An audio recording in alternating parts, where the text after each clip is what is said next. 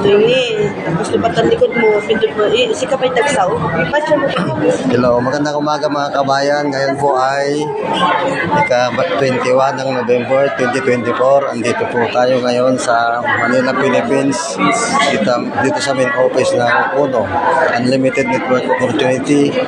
At isa ako noon sa mga nanonood lamang. Ngunit nung nakita ko na maganda yung kanilang produkto, legal yung mga document nila, hindi po ako nagdalawang isip na sumali.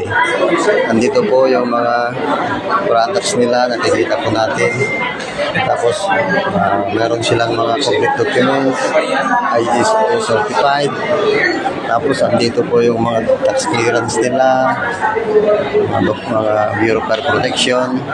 Nakikita po natin na maganda po yung system nila, organized po yung kanilang opisina.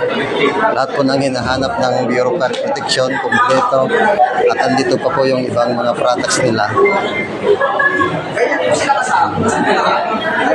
Kaya kaibigan, kung ikaw ay nagdadalawang isip, huwag kang matakot na sumubok. At andito rin po yung kanilang mga international branches.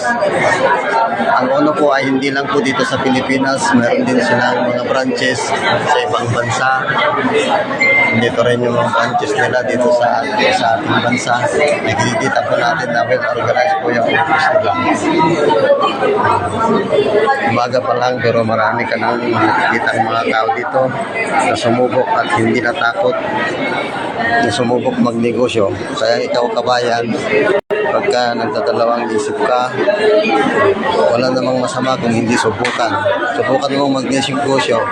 Ito sa pagninegosyo,